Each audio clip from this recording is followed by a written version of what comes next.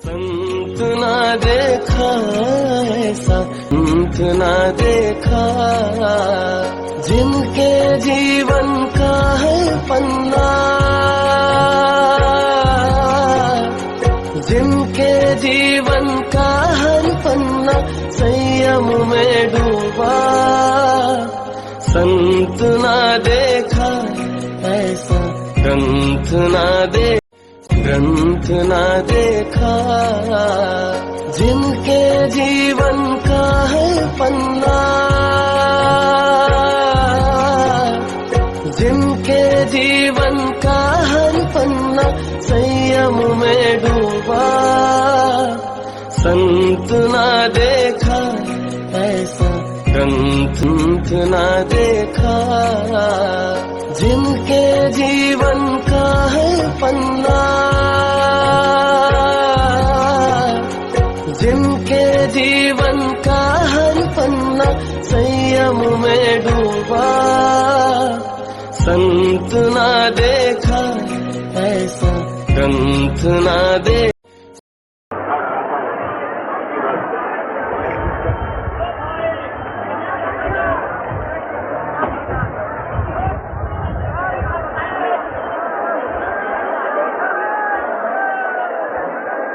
चुपचाप बैठ जाओ, जहाँ जगह मिले बैठ जाओ। थोड़ा ध्यान पे बैठो, दूर दूर बैठो, दूर दूर थोड़ा हट के बैठो, जिससे कि भजन में बाधा न पड़े, एक दूसरे का हाथ पैर न लगे। बैठ जाओ ध्यान पर।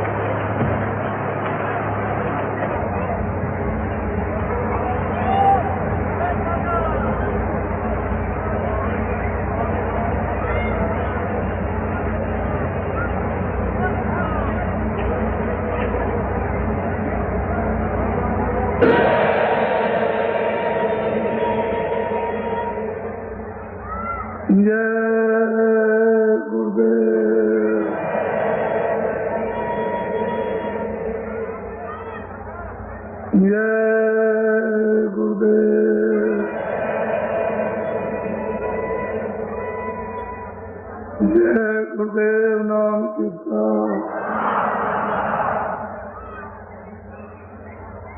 जय गुरुदेव नाम कीर्तन।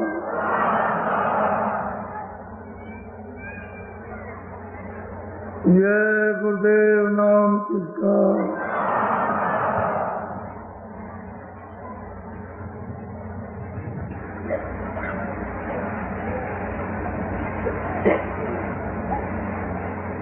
बच्चे और बच्चियों,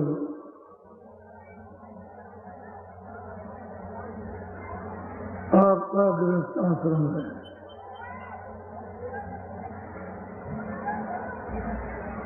इस गृहस्थाश्रम में आपस में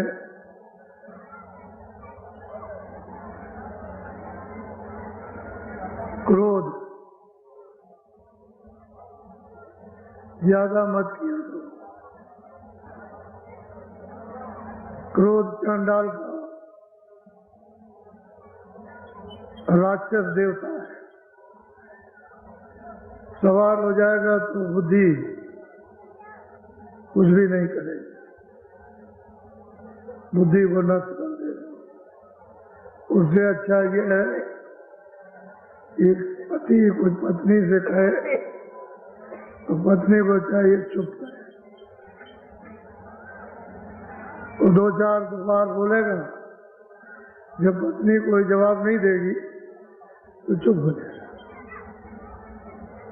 और पत्नी जब नाराज हो जाए तो पति को चाहिए कि घर में परेशानी की वजह से नाराज है, अपने को कुछ नहीं कहना, चुप हो जाए तो क्रोध ठंडा हो जाएगा और घर में आपस में प्रेम से रहो। दुख सुख गृहस्थी में अपने कर्मानुसार प्रारब्ध के अनुसार आपको जो मिला है कम बेसी उसी में सब्र, उसी में बर्दाश्त करो कि मालिक ने ये जो कुछ दिया है बहुत, इसी में अपना गुजारा करेंगे। और नया काम अच्छा करो, कोई बुरा काम मत करो, अच्छा करो, तो तुम्हारी फिर कभी दोबारा मनुष्य शरीर में आना हुआ वो प्रारब्ध अच्छी बन जाएगी, तो आपको शारीरिक सुख सुविधा प्राप्त हो जाएगी। और जब तुम करोगे ही नहीं और प्रारब्ध में सुख सुविधा है ही नहीं तो रो, फिर क्या करें?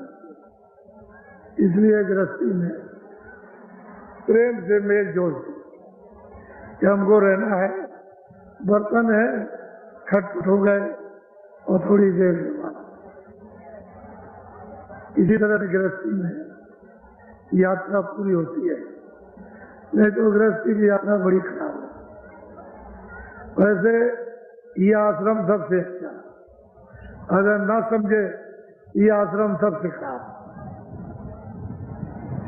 समझ गए तो सबसे खराब, इससे बढ़ करके कोई आश्रम नहीं, क्योंकि इस आश्रम में हजारों बुराइयों से आप बचे रहते हैं और चारों तरफ से घिरे रहते हैं, और नहीं समझे तो बस सर्वनाश है।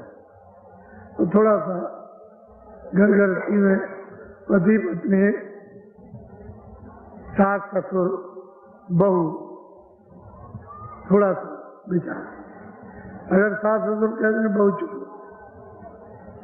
और बहू कुछ कहते हैं तो सास ससुर कुछ ना बोला, अनसुनी कर दे तो मामला सब ठंडा, और प्रेम से बोलेंगे सब खत्म। और हर वक्त गुस्ताखी रखेंगे नाराज तो मामला तो गर्म है, वो तो गर्म तवा उसमें हाथ रखो भी जल जाएगा। तो गृहस्थी के तौर तरीके ढंग ढांचे उसकी व्यवस्था के अनुसार आपको रहना चाहिए। और जो लोग सुमत से रहते हैं सुखी, और हुकूमत में चाहे जितना धन धाम हो बर्बाद हो जाए उस सुमत से, और इसी सुमत से ये जो रास्ता पा जाओगे तो वो थोड़े ही से चंद मिनट उसी में तुम्हारा काम हो जाएगा, उसी में वचन बन जाएगा, ध्यान बन जाएगा, उसी में सब तुम्हारे विकार ये भी तुम्हारे मूर्छित हो जाएंगे, सो जाएंगे, और जो कुछ जमा किया होगा वो भी साथ होगा। तो ये जीवात्मा जाग जाएगी तो इसका भला हो जाएगा, और नहीं तो झगड़ा झंझट करोगे तो एक सेकंड वजन नहीं कर सकते। तो ये बातें जो घर गृहस्थी में पहले बड़े बूढ़े बता के तैयार रखते थे, सब लोग इसका पालन करते थे। अब ये महात्माओं को समझाना पड़े तो उनका वक्त खराब होता है, वो फिर भजन ध्यान की पूरी बात आपके सामने नहीं कर पाते, आप फिर इसके लिए रोते रहते, तो उनको ये सब कहना पड़ता। कल आपको ये बताया कि सूरत में जो दोनों आंखों के बीचों बीच में मध्य में बैठी है, वैसे तो महापुरुषों की कृपा हो गई, उन्होंने यहाँ से उसको जगाकर नाम से जोड़कर और ऊपर ले गए, सब कुछ दिखाते गए, कोई बात के लिए रखा, ईश्वर से भी मिला दिया, सब कुछ दिखाया ब्रह्म से मिला, सब कुछ दिखाया पार ब्रह्म से मिला, माँ का, और सब कुछ दिखाकर वो सत्य देश है, वो जो सच्चा प्रीतम है उसके पास पहुंचा दिया। अब वो प्रश्न करती है कि इनका क्या होगा, ये जो बहुत से जो मनुष्य जीव जो मनुष्य शरीर पा चुके इनके लिए तो सबकी शंका निवारण करना एक प्रश्न होता है, एक और लाखों करोड़ों का लाभ हो जाता है। तो उसने पूछा आप कौन है, कहाँ के हैं, आप यहाँ क्यों आए, हमको क्यों जगा रहे, हम कहाँ के हैं, ये सब हमको, आप कहाँ रहते हैं, कौन सा देश है, ये सब उसने प्रश्न किया। और उन्होंने कहा कि आप नरकों में हैं, 84 में हैं, कि आप यहाँ मृत्युलोक में, कि स्वर्ग वैकुंठ में, या आप इंद्रपुरी गंधर्व लोक में, या शिव मुकाम में, विष्णु में, या सूर्य लोक में, चंद्रलोक में, कहाँ पर आप, या आप सर्वत्र जगह सब जगह रहते हैं। सब उसने पूछा और सबका उन्होंने उत्तर दिया। यानी कोई किसी तरह की उन्होंने उसकी शंका में, औरों की शंका में कमी नहीं है। अब वो सूरत पूछती है, कुछ और जानना चाहती है, और वो इसके बारे में असली चीज इसको बताना चाहती है, ताकि इसके द्वारा सबको मालूम हो जाए। जैसे गोस्वामी जी महाराज ने जब उसके कुटी पर जब औरतें गई तो एक को समझा रहे, लेकिन ऐसा समझा रहे कि वो तो समझे समझाए, वो तो समझ रही है और कह भी रही कि संसार महादुखदाई, ये में कोई किसी का नहीं है, ये 4 दिन का निवास है, 4 दिन का वास है, बाकी कोई किसी के साथ नहीं, न कोई आया न कोई जाएगा। लेकिन वो उनको उपदेश कर रहे हैं और ऐसा उसके द्वारा उनको लगा। जो और 5 देवियां आई थी उनमें अंदर में जा रहा उपदेश किया है ऐसा कि हम उसको कर रहे हैं, लेकिन उनको उपदेश हो रहा है, उनसे भी कुछ कर रहे, उनको कुछ नहीं बता रहे, उसको बता रहे। तो ये होता है कि जरूरत पूछती अपने लिए, लेकिन लाभ फायदा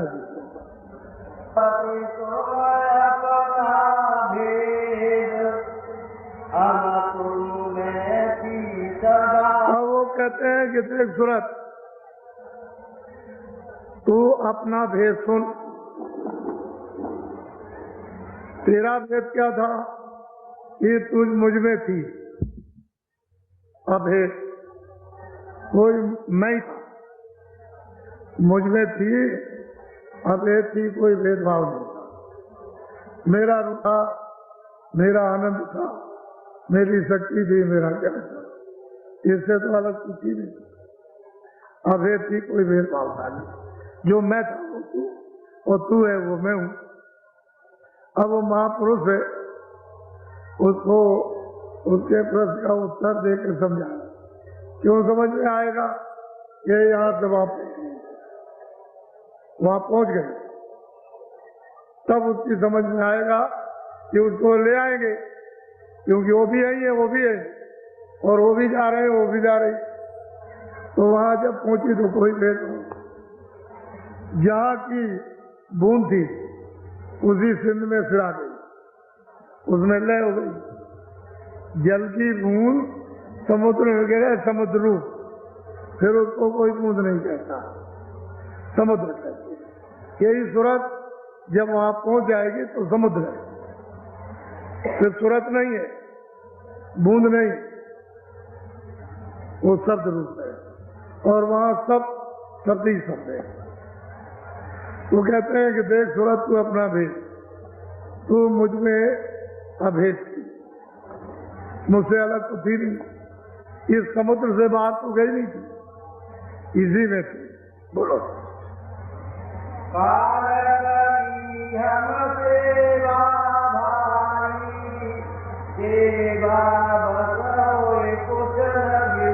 अब वो कल तो बता दिया था कि भाई इस तरह से सतपुरुष को स्थापित किया सतलोक में, और वहां से 2 धाराएं और झंझरी द्वीप में यानी सैदल कमल में आकर के वो बैठ गए।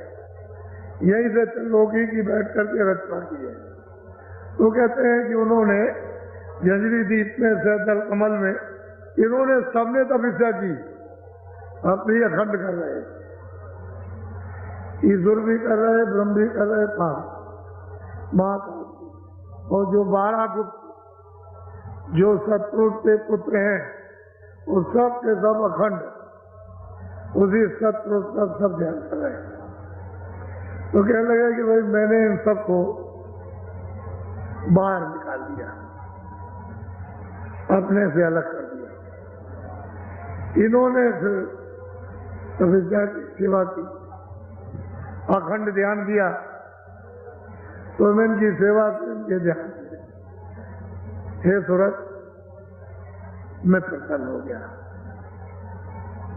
सेवा खुश हो गया। अब सेवा बस अगर खुश हो जाए कोई तो आप जमीन भी दे सकते हो, मकान भी दे सकते हो, धन भी दे सकते हो, राजपाट भी दे सकते हो, जो चाहो सो दे सकते हो। क्यों कि किसी ने सेवा की हो सकती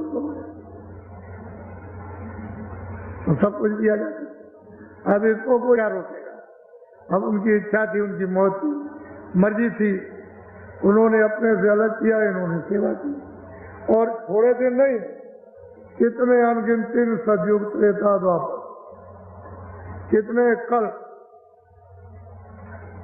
बीत गए, तब तक वो अखंड ये सब सतपुरुष की सेवा करते रहे। अब वो कहते हैं कि देख मृतलोक में तू ये पूछ रही है कि मेरा हाल, मेरा समाचार, मुझे क्यों सौंप दिया, मुझको क्यों यहाँ भेज दिया, दुख सुख में क्यों बांध दिया। तो उन्होंने कहा कि भाई काल ने मेरी सेवा, उसने बहुत ध्यान किया, मैं उसके ध्यान भजन से उसकी सेवा से खुश हो गया। तो मैंने कहा कि तुम क्या चाहती हो? तो उसने कहा कि हमको कुछ राज दे दी। कह लगे मैं सेवा के वसीभूत, सेवा से प्रसन्न होकर के, और रचना नहीं बैठ सकती थी, तो यही सुरतों, जब सुरतें दी जाएंगी तभी रचना होगी। वैसे तो मैंने सूरत तुमको उसको सेवा के बस होकर के उसने मांगा और मैंने तुमको उसको दे दिया। सतपुरुष ने जो सतलोक में उन्होंने इन सब सुरतों के एक छोटे से भंडार को यानी उसके हवाले कर दिया और सब लोगों में तकसीम कर दिया। जो और लोग हैं सब ने उन्होंने दे दिया, ये लो और आप अपना राज करो। इस तरह से इन्हीं शब्दों से उतार करके भेजा गया। बराबर सुरतें शब्द से उतरते आएंगी और जब वापस जाएंगी तो शब्द से जाएंगी, नाम से जाएंगी, आवाज पे जाएंगी तो आवाज को पकड़ के आएंगी और आवाज को पकड़ के जाएंगी। लेकिन यहाँ आवाज हो रही थी, आंख खुली थी, कान खुले थे, सब आप पकड़े हुए थे, देख रहे थे, आते थे, जाते थे, कोई पर्दा नहीं था। लेकिन जब आपको अधिकार कर्मों का कर्म विधान बना करके दे दिया पाप उनका, तो आप करने लगे, तो आपने यहाँ ये सब कूड़ा कचरा पाप के बाद उससे गंदगी जमा होने से आंख और कान मटमेले हो गए, नाक मटमेली हो गई, बंद हो गई। अब नाम से तुम्हारा संबंध टूट गया, उससे अलग हो गया। तो जो बल्ब जल रहा तो बुझ गया, अब ये जीवात्मा रूपी बल्ब बुझ गया, अब असर ये बोल रहा है। तो मैंने सेवा के बस को कहा, हे सूरत, उस काल को मैंने तुमको दी। बोलो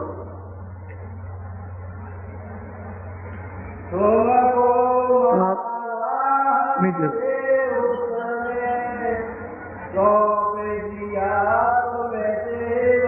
कहते हैं सूरत, ये तो दोनों आंखों के पीछे सब में बैठी है।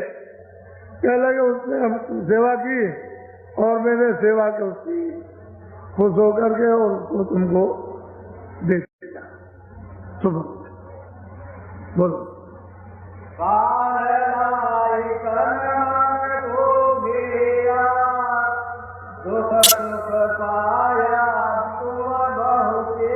अब महापुरुष कहते हैं कि सूरत, वो मांग करके ले आया, तब मसाला उसको मिल गया, मसाला मिला करके उसने शरीर बनाया और इसने उसको बंद कर दिया। उसने विधान बना करके और हमारे ऊपर गंदगी को जमा करना शुरू कर दिया और यहाँ तन मन में घेर दिया, गंदगी जमा कर दी। बस ये तन और बस ये सूरत यहाँ की यहाँ ही बंद हो गई इसी जड़ में। अब उसने कहा कि तुम जो अच्छा बुरा करोगे या किया है, मैं उसकी दूसरे तन में, दूसरे शरीर में, दूसरे जिस्म में मैं तुमको वहां बंद करके सजा दूंगा। अच्छा तुम सब भोग लोगे, जब सजा पूरी आपको मिल जाएगी जो आपने किया, तो मैं इसको, इस शरीर को फिर दूंगा और फिर इसमें पाप तुम करोगे, फिर मैं बंद करूंगा। तो उसने जा करके यहाँ और तन मन में उसने ये कर्मों का विधान बनाकर अधिकार देगा, चारों तरफ से हमको गंदगी जमा करके घेर दिया। अब हमको जाने का रास्ता नहीं मालूम कि हम किधर से आए। सही बात है, किसी को पता नहीं, और लिखने वाले को बेचारे को क्या मालूम होगा, उसे क्या। बहुत प्यार से सभी सुरतों को, सभी जीवात्माओं को वो समझा रहे। बोलो तो काल तो आपका है नहीं, ईश्वर आपका नहीं, खुदा आपका है, जिसको गाड कहते हैं वो आपका। ये सूरत उसकी नहीं है। जो जब ले आया तो आपका देश नहीं, ये आपका देश नहीं है। वो मसाला ले आया, उसने मसाले को तरतीब से उसकी तय जमाई। जब वो त्रिकुटी स्थान पर ऊपर से बाजों को पकड़ करके ले आया, तो वहां ब्रह्म स्थान पर ले आके बैठा दिया भंडार को। तो वहां उसने बादलों की गड़गड़ गर्जन और मृदंग इसकी आवाज पर उतारा इन जीवात्माओं के भंडार को सब। तो वहां कितनी आवाजें हो रही हैं ये तो वहां पता चलता है। जब आवाज को नीचे ले लिया तो फिर इसका बोध ये हुआ, इस शब्द इस पर रूप रस गई, ये इसका ये पता चला शब्द क्या है, रूप क्या है, रस क्या है और गंध क्या है, स्पर्श क्या है। एक कपड़ा तो शब्द इस पर रूप रस गंध का बना दिया। पहले तो इसका कोई कपड़ा नहीं था, पहले तो सूरत जब ऊपर आई ब्रह्म स्थान पर तो ये शब्द रूप थी। जब उसने ब्रह्म ने अपने शब्द पर इस सूरत को उतारा तो फिर ये उसको बोध हुआ ये शब्द है, ये स्पर्श है, रूप है, ये रस है, ये गंध है। एक कपड़ा ये कारण बहुत बारीक है कि पता भी न चल सके, कपड़ा पहन गया, इस सूरत के ऊपर में डाल दिया। फिर उसको सैतल कमल में लाकर निरंजन भगवान ने त्रिकुटी सैतल कमल स्थान पर जब अपने शब्द पर नीचे उतारा तो घंटा शब्द। यहाँ जैसे ही उन्होंने नीचे उतारा वैसे उन्होंने 9 तत्वों के कपड़े को पहना दिया। शब्द स्पर्श रूप रस गंध 5 तो ये हो गए, और यही से मन बुद्धि चित्त और अहंकार ये इसी के साथ में लगा दिया। यहाँ से लगा मन बुद्धि और चित्त और अहंकार सैतल कमल। यहाँ से सैतल कमल जहाँ निरंजन भगवान खुदा जहाँ गाड बैठे हुए हैं, वो मतलब है कि यहाँ से लगाया उन्होंने। तो 9 तत्वों का कपड़ा हो गया। तो 5 तो हुआ, पहले तो कुछ नहीं था, फिर 5 पैर लिए, फिर उसके बाद में 9, फिर नीचे और उतारा तो अपने सब को छोड़ करके ब्रह्मा विष्णु महादेव के सब पर उतार दिया। तो वो 17 तत्वों का 10 इंद्रियां चतुर्संध्याकरण, मन बुद्धि चित्त और 10 इंद्रियां और 3 गुण, रजोगुण तमोगुण सतोगुण, ये 17 तत्वों का कमरा। अब आप ये देखिए, एक के अंदर एक, एक के अंदर एक, एक के अंदर एक। जब यहाँ मृतलोक में उतार करके ले आए यहाँ, तो उन्होंने 5 तत्वों का बताया, जल पृथ्वी अग्नि वायु आकाश, ये 5 तत्वों का है। इसके अंदर 17 तत्व, उसके अंदर 9 तत्व, फिर उसके अंदर 5 तत्व। जब ये ब्रह्म स्थान पर पहुंचकर जब इस शब्द को छोड़ देती है और ऊपर की जब उसको आवाज मिलती है, तो ये बादलों की गरज और मृदंग इसको छोड़ करके और तिंगरी सारंगी जब उसको पकड़ती है, तो इससे बहुत प्रिय मधुर और मीठी, बहुत प्रिय, बहुत मधुर, बहुत मीठी और बहुत आकर्षक आवाज। तो जैसे ही उसने उसको पकड़ा फिर उसको छोड़ दिया, तो खोल कर गया। जब इस खोल को उतारोगे, घंटे संग की आवाज में ले हो जाओ, ये खोल कर जाएगा जीते जी। ऊपर चलोगे तो फिर 17 तत्वों का खोल, जब स्वर्ग वैकुंठ पार करोगे तो 17 तत्वों का खोल उतर जाएगा। और सैतन कमल में जब दर्शन निरंजन भगवान का, 3 लोक के मालिक का जब करोगे और वहां से ऊपर की आवाज पकड़ोगे, तो वो 9 तत्वों का कड़ा उतर जाएगा, यही से उतरेगा। उसके उतारने का यही धाम है, ये मकान, ये जो किराया पड़ा। तो जब उसको उधर से ऊपर भी उतार दिया, तो फिर ब्रह्म स्थान पर पहुंची, वहां सबसे स्पर्श रूप भर रखते करने, उसका उस मंडल पर पूरा बोध होता है, पूरा का पूरा। जैसे ही उसने ऊपर की आवाज पकड़ी और उसमें जैसे ही लय हुई, तो फौरन उधर चली गई। जब उधर जाएगी तो गुणातीत हो जाएगी। ये जितने भी पाप उसको बांध नहीं सकते, वो पार हो गई, क्योंकि कपड़े को उतार दिया और सत्य रूप हो जाती है। जो ये बैठी हुई सत्य रूप, उधर से आएगी, इन सब कपड़ों को पैरती आएगी, उन्हीं में होकर के आएगी, लेकिन अब कपड़ों का आवरण नहीं रहा, खाली इस खोल पर बैठी है। बीच में अब खोल रही है, खोल खत्म हो गया, लिंग शरीर भी खत्म हो गया और सूक्ष्म शरीर भी खत्म, और वो जो है मतलब कारण शरीर वो भी खत्म इसमें, और ये भी खत्म हो गया, क्योंकि इसमें बीच में तो कोई पर्दा नहीं, सामने यहाँ से वहां तक साफ, कुछ नहीं, कोई रोक नहीं। इसलिए गोस्वामी जी महाराज ने रामायण में कहा है कि सतयुग जोगी सत्य क्या, जब जीवात्मा के गर्भ में 5वें महीने में की गई फूल पर, तो उस समय पर आँख खुली थी, कान खुले थे, नाक खुली थी गर्भ में, ये सब बातें सुनती थी। यही अंदर माँ के गर्भ में बैठ करके सब देखती,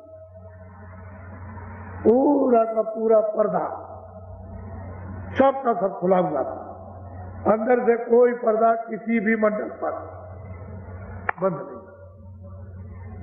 जैसे ही 9 महीने का बच्चा शरीर लेकर के माँ के पेट से बाहर आया था, जोगी विज्ञानी कर हरदम सब हरि ज्ञान सब पार करते थे।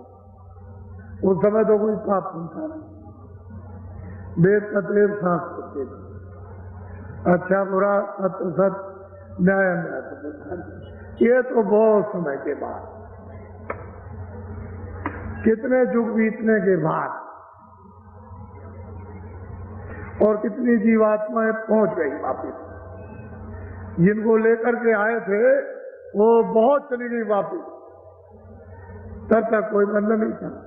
फिर उन्होंने देखा कि सब निकल जाएंगे, और हमने तपस्या की, मांग करके ले आए तो ये सब चले जाएंगे तो हम राज किस पर करेंगे। तब उन्होंने अपनी शक्तियां पैदा करके और फिर उनसे तपस्या कराई, समाधि लगवाई और समाधि में उनको देववाणी सुनाई और फिर उनसे कहा कि जो बोले वो लिखो। तो जो जो आवाज बोलते गए, दर्शन तो उनको लिखने वालों को हुआ ही नहीं, जो बोलते गए वो लिखते। उस समय कागज तो था नहीं, तो भोजपत्र पर लिखा, छाल थी, उस पर 4 वेद 1 लाख श्लोक बस। उसमें 80,000 कर्मकांड, 16,000 उपासना कांड और 4,000 कांड, 1 लाख श्लोक है, उससे ज्यादा है। खंड उन्होंने जरूर 4 बना दिए। ये उन्होंने लिखवा करके और पूरा प्रचार उस समय पर करवा दिया कि देखो ये विधान हमारे लोग कर दिया और सबको अधिकार पूरा पूरा ये विधान जो बनाया उसका दे दिया जाएगा कि जो तुम चाहो सो करो, पाप भी करो, पुण्य भी करो, अच्छा भी करो, बुरा भी करो, मारो भी, रक्षा भी करो, जो आपकी इच्छा हो उसको, इंद्रियों से, आंख से, कान से, हाथ से, पैर से, मन से, बुद्धि से, जो चाहो, और जो तुम करोगे अपना अपना भोगो। ये तिथि और तारीख है, इसके बाद पुण्य भी लगेगा और पाप भी लगेगा। बस जब अधिकार तिथि तारीख रखकर जब निकल गई और आपने पुण्य और पाप किया, बस ये लग गया आपकी बेड़ी पड़ी। पहले तो कोई बेड़ी नहीं थी, कोई शरीर नहीं था, न ऊपर का था न नीचे का था। उनमें से चारों शरीरों में न कारण न सूचम और न मतलब ये कि लिंग न है, कुछ खाली खोल पर ये यहाँ बैठे और सीधी रोज जाती, किसी तरह कोई मतलब नहीं, सबका दफ्तर, ईश्वर का भी, ब्रह्म का भी, पार ब्रह्म का भी, सब स्वर्ग में भी जाएगी, वैकुंठ में जाएगी, ब्रह्मांड में भी जाएगी और पार ब्रह्मांड में भी, परे भी जाएगी। कोई रोक टोक किसी भी देश में, किसी अनंतों लोकों में जो इतने बड़े बड़े कोई। लेकिन अब जब ये विधान सुनते और आपको दे दिया तो आपने ये पूरे कचड़े करने से ये साफ पर्दे डाल दिए।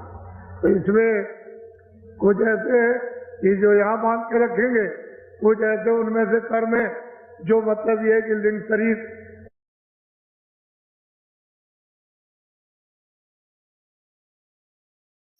पर मतलब ये पर्दा पड़ जाएगा, फिर कुछ ऐसे सूक्ष्म शरीर पर, फिर उसका कारण शरीर पर, तो जीवात्मा इन चारों शरीरों में बंद कर दी जाएगी। यहाँ से वहां, इससे निकलो तो उधर बंद, उससे निकलो तो उधर बंद, उससे निकलो उधर बंद, तो मतलब उधर जा ही नहीं सकते। अब ये रात वहां को मालूम नहीं, ये कोई जानता। लेकिन जो कलयुग में 700 वर्ष के अंदर संत वहां से भेजे गए, वो आते हैं सबका, उधर का हाल इधर का हाल, आते भी सब हाल, जाते भी सब, आते भी ये सब जानते हो, जाते भी सब जानते, और कोई चीज छूटती नहीं है। सब जब वो मिलेंगे तब बताएंगे कि इनकी ये स्थिति है, इनकी ये गति है, इनकी ये पहुंच है, इनकी ये शक्ति है, इनका ये काम है, इनका ये गुण है, इनका ये गुण है, इनका ये गुण। ये तो जारी, जब सूरत भूल गई और जब ये आई थी तब तो फिर क्या पूछना।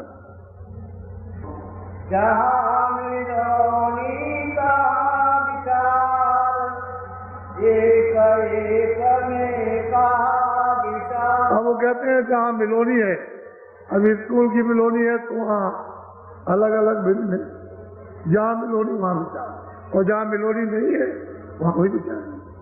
तेरे घर में कोई मिलोनी नहीं, तुम वापिस कल अपने घर आनंद सुख से रहना और सुखों का सुख खाना रहे।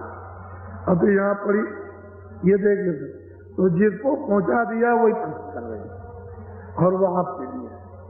ये बेचारे आएंगे इनको मैं कहाँ का रहने वाला। महात्मा क्यों आते हैं? इनको लाभ होगा। वो क्या करते हैं, जीवों को आके जगाते हैं, नाम से जोड़कर और वापस ले जाते हैं, आपको पता ही नहीं चलता। बोलो। हमारे देश एक वहाँ विचार का कुछ। और बिल्कुल साफ कहते हैं कि हमारे देश में सत्य ही सत्य का पसारा, वहाँ कुछ नहीं, कोई विचार, कोई असत कोई छल कपट, कोई फरेब, कुछ नहीं वहां। तुम वहां के रहने वाले, चलो चलो सुरतो वहां। ये जीवात्माएं वहीं से आए, अपने सदैव से यहाँ पर गया। अब ये फंसे फंसे ये हालत हो गई। कितना भी समझाओ, कितना भी बताओ, अरे जल्दी करो, देर मत करो, मनुष्य किराए का मकान है, अरे बच्चों जाने वाला है, जब शरीर से जीवात्मा निकाल दी जाएगी, खेती दुकान दफ्तर राजपाट धन दौलत, अच्छे बच्चे कच्चे सब छूट जाएंगे। हम भी यही कहते हैं कि हम किराए के मकान में, ये मेरा मकान नहीं है, किराए पर उन्होंने दिया, कहा कि भाई तुम अपना काम कर लो और मेरा मकान तुम तैयार रखो देने के लिए, शुद्ध साफ देना। तो हम क्या ले जाएंगे, क्योंकि ये तो किराए का, ये सामान अपना तो है नहीं है। ये तो उसने कहा कि देखो मेहनत मशक्कत करो और जो गोजी बटोर बटार कर अनाज सब्जी फल ले आओ, इसकी मलम पट्टी कर दो जुग के मुताबिक। सतयुग में दूसरा भोजन, त्रेता में दूसरा, और द्वापर में फिर और तीसरा, और कलयुग में अलग। तो इसकी मलम पट्टी करो, इसको निरोगी रखो। लेकिन वास्तव में हकीकत यह है कि किराए का मकान है यहाँ पर। तो जब ये मकान खाली हो जाएगा, तो इसी ने तो सब चीजें इकट्ठी की हैं। जब ये मकान खाली हो गया, सामान पे ये पड़ा, ये आपको समझाने की जरूरत। तो मैं तो कुछ ले नहीं जा सकता, तो आपसे ये कहूं कि आप ले जाओ। ये आपको भी समझाना कि जब मैं कुछ नहीं ले जा सकता हूं, तो आप यहाँ पे कुछ नहीं ले जाओगे। इसलिए आप अपने देश में चलो, अपने घर में चलो। वो तो खुद ही कहते हैं कि इनको पापों से बचाओ। अब मैं क्या करूं, मैंने तो विधान बना दिया, अब मैं उसको पलट नहीं सकता हूं, लेकिन इनको रोको और ये कोई पाप पुण्य न करे, और ये धीरे से अपनी सफाई करा करके चले जाए। तो वो तो कह रहे, लेकिन अब क्या करें, विधान बना करके अब पलट नहीं सकते। अब तो महात्मा आते हैं, सारे विचार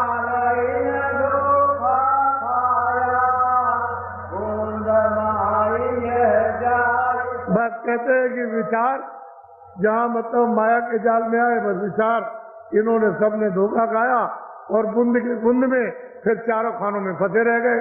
उधर अपने घर में, अपने सिंध में, अपने अपने प्रभु के पास कोई नहीं जा सका, सब यही फंसे रहे।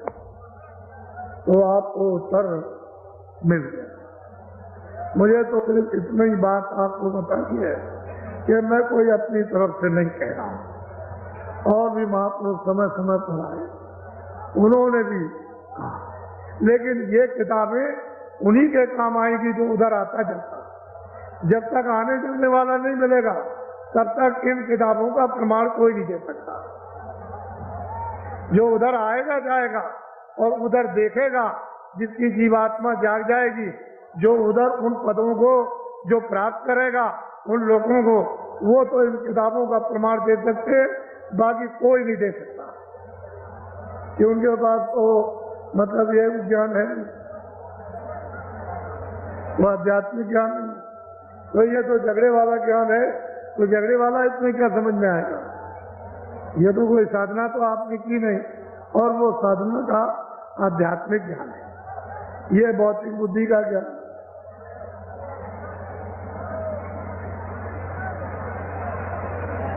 अच्छा बच्चे और बच्चियों, ये आज गुरु पूर्णिमा का दिन है।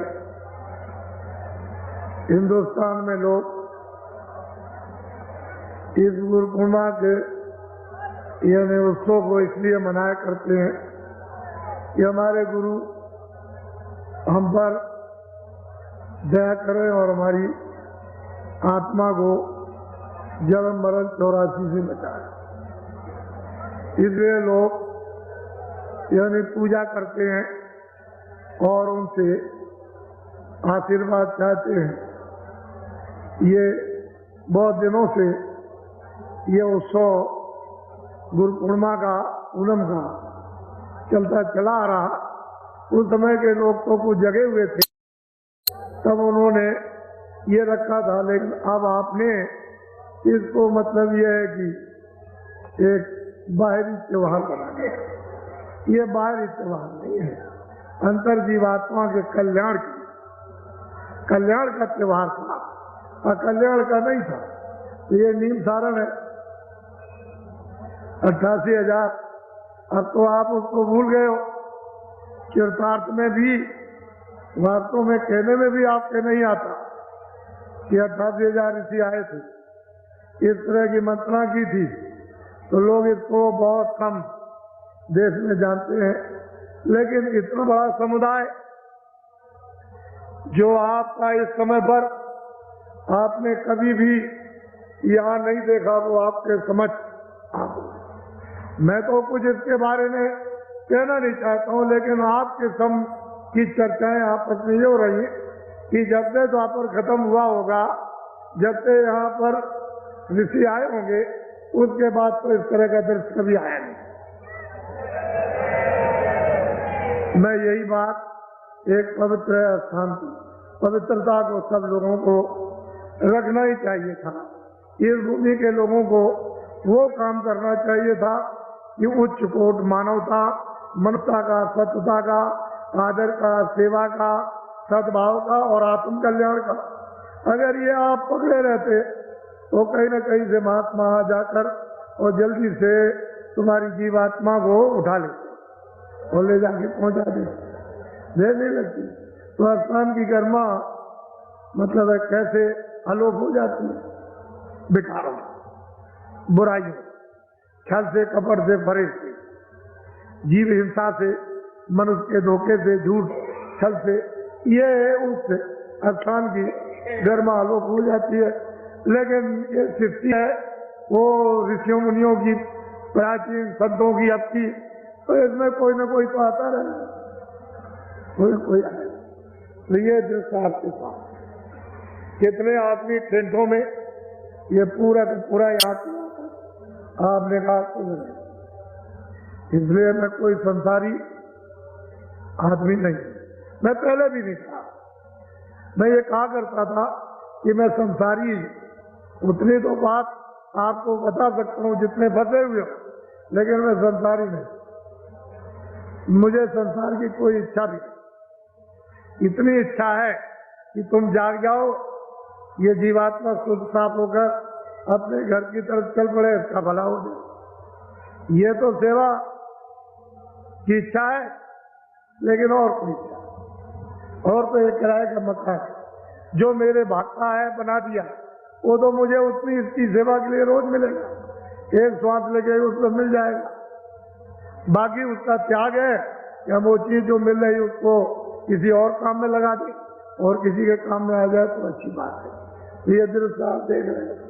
और हमने कल भी कह दिया, हम नीम सारण के निवासी, आसपास के आपके जो बड़े बड़े गांव हैं चारों, वहाँ के जितने भी हिंदू मुसलमान छोटे बड़े व्यापारी है, काश्तकार हैं और दफ्तर वाले, हमारी किसी से कोई शिकायत। हम तो ये यहाँ जान गए कि सब लोगों ने सहयोग दिया, सबकी सद्भावना था। कुमड़ी श्रद्धा का स्रोत अभी यानी दलदलाने लगा, जमीन में दलदलाने लगा। श्रद्धा का स्रोत यानी जमीन जो कड़ी थी वो मुलायम हो गई। हृदय रूपी जमीन बहुत सख्त, बहुत कड़ी थी, वो अब बिल्कुल एकदम मुलायम हो गई। इसी में तो श्रद्धा का स्रोत बहने लगेगा। जैसे ही श्रद्धा बहेगी, अरे कितने लोगों का कल्याण हो जाएगा। आपने सबने सहयोग दिया, हम सबके पूरे पूरे आभारी हैं। और आपकी सब सहयोग की सेवा जो कुछ भी सबने की, कर्मचारी, अधिकारी, सेठ, साहूकार, काश्तकार, छोटे बड़े, हिंदू मुसलमान, कोई भी हो, कोई वर्ग के मनुष्य, इंसान, आपकी वो जो सद्भावना की श्रद्धा सेवा, वो हमारे सिर भाते। हम आपके सबके लिए उस प्रभु से प्रार्थना करेंगे कि इनका आत्म कल्याण होना चाहिए। जीवात्मा मनुष्य शरीर में जगे, इतना तो हो जाए कि कल रात को अगर मारो समय पूरा हो जाए, शरीर छोड़े हिंदू मुसलमान, छोटे बड़े, अमीर गरीब, तो कम से कम इनकी जीवात्मा की उस समय पर हिफाजत, रक्षा, संभाल हो जाए, संभाल हो जाए। फिर आज 84 न जा सका। नरकों में काम तो नरकों में जाने के किए, लेकिन नरकों में जा सको ऐसी संभाल हो जाए। तो अब थोड़ा तो कुछ ना कुछ हाथ में कुछ आपको पकड़ना ही पड़ेगा, क्योंकि बिना हाथ में पकड़े टिकट के जो आएगा पूछने कि भाई लाओ टिकट तुम्हारा किधर है, तो कम से कम टिकट तो दिखा दोगे कि ये टिकट है, हमको किसी ने दिया। तो टिकट को जब देखेगा कह लगे अच्छा, कुछ बोलेगा नहीं तो मतलब ये पता नहीं उसके हाथ में त्रिशूल हो, तलवार हो, क्या चीज हो, किस तरह की हो, तो मतलब ये टिकट दिखाया वे कुछ नहीं बोलेगा। जब नहीं बोलेगा तो ये समझ लेना कि हमारी समाज, उसके लिए हम आपको अभी बता देते हमारा पूर्णिमा का ये 10 दिवसीय जो कार्यक्रम इसके साथ जुड़ा हुआ है, महामानव प्राचित नियम सारण। तो आप लोग बड़ी मतलब ये कि प्राचित हमको क्षमा कर दीजिए, माफ कर दीजिए, हम अब गलती नहीं करेंगे और अब हम अच्छे काम करेंगे और हम भजन करेंगे।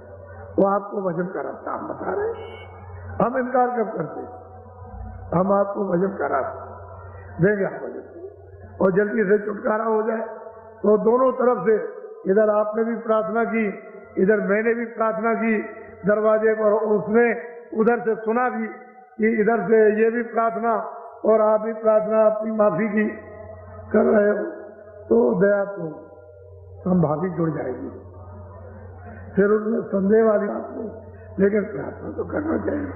अब आप वैसे ऐसे ही करोगे तो मन से और शरीर से कुछ नहीं होता।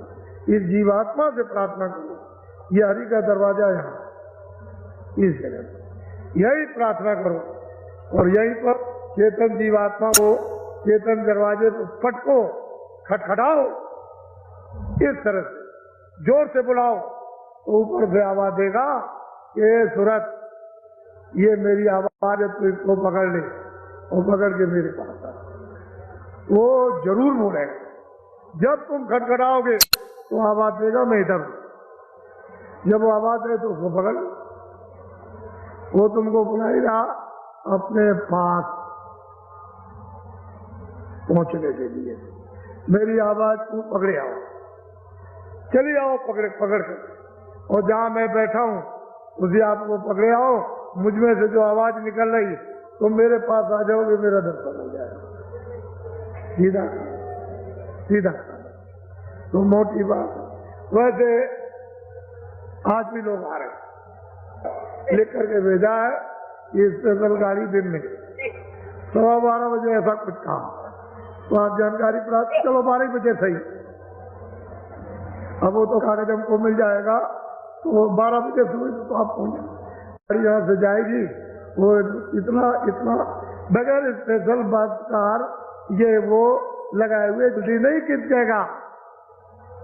इसको इस समूह को देखो कि कितना ये मैदान में है और कितना टेंटों में भरा हुआ है, ये आप इसकी गिनती नहीं कर सकते। चाहे आप 1000 आदमी लगा दो और चाहे 10,000 लगा दो, बच्चा इसकी गिनती नहीं हो सकती है, ये अनगिनती है। आपको ये पता नहीं है इस बात का, हम जानते हैं उसको। ये कितने लोग आए हुए हैं, इसलिए आप कल नाम डाल लेना। आज अब थोड़ा सा भजन करेंगे, एक थोड़ा सा कपड़ा, अभी तो यहाँ तो कैसे भी करो, लेकिन ऐसे करो। आंख भी दोनों ये बात की बंद करना और दोनों ये उंगलियां कान, ये जीवात्मा बैठी हुई है दोनों आंखों के ये मध्य में, सेंटर में, दरमियान में। उस जीवात्मा में एक कान है, उस जीवात्मा में एक नाक, उस जीवात्मा में एक आंख। शरीर में 2 आंख, 2 कान, 2 नाक। अब आपको ये पता चला कि 3 आंख है, 3 कान है, 3 नाक। आपने कभी भागवत या कभी रामायण या कभी और कथा वार्ता आपने सुनी, किसी ने आपको बताया कि 3 नाक है और कान कुछ कोई भी नहीं। वो जीवात्मा में चेतन आंख, चेतन कान, वो चेतन नाक, वो सतलोक से जब अभेद में थी तभी इसमें आंख और कान और नाक, और जब वहां से आई तो लेकर के आई।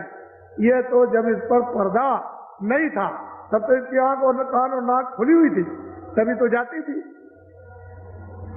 और अब इस पर पर्दा आ गया तो आंख और कान और नाक बंद। ये बाहर के आंख और कान, ये नाक बंद हो जाए तो बाहर के आपको वो दिखाई सुनाई देता, तो आपको कुछ नहीं करना जिनको नामदान नहीं मिला। ऐसे जो जमीन पर बैठे सबके लिए समझा ऐसे, ये ऐसे हाथ रखना आराम, ये आंख बंद करना, धीरे से दोनों उंगलियां कान में डालना। ये जीवात्मा बैठी हुई है, इसमें तीसरा कान है, इसके चारों तरफ मन बुद्धि चित्त यही बैठे हैं, चारों तरफ घेर करके उस जीवात्मा को, सूरत को यही कानों के साथ यानी रोक करके रखना और ऊंचा ध्यान देकर ऊपर की। तो तीसरा जो कान है वो अंदर, क्योंकि ये इधर बैठी है दरवाजे पर, इस शरीर में ये रूह, ये जीवात्मा सूरत नहीं है।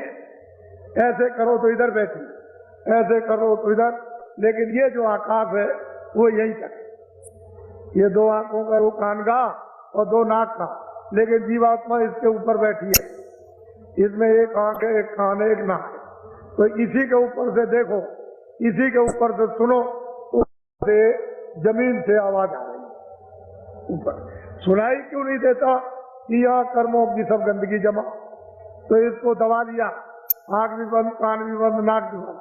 अब वो इसलिए नहीं सुन पाती है कि आंख और कान नाक बंद, गंदगी के कारण। अगर ये सफाई हो जाए तो सफाई देने लगे, दिखाई देने लगे, सूंघने लगे। ये सफाई हो जाए, सामने ही तो स्वर्ग है, सीधा सामने शुरू हो जाए, सामने ही स्वर्ग की रचना शुरू होती है। लेकिन जितना वो हृदय है उतना ही तो गंदा है, तो हृदय बड़ा भारी आकाश है, ये संसार के आकाश से बड़ा। ये आकाश जो आप सारे संसार का कुछ नहीं है, ये आकाश बहुत बड़ा आकाश। इसमें ये बैठी हुई कूड़ा करता है, इसी को साफ करो सामने। तो आप लोग थोड़ा सा, जो नए लोग जिनको नामदान नहीं मिला वो सुबह मिल जाएगा, लेकिन ये तो कम से कम समझो कि मेरे पास तीसरा कान है, इन दो कानों को छोड़ करके। तो ऐसे बैठ जाओ। जब मैं कहूंगा कि आंख और कान खोलो तब खोलना, जो इक्के दुक्के अगल बगल में कोई खड़े हो, ना देखा जिनके जीवन का है पन्ना,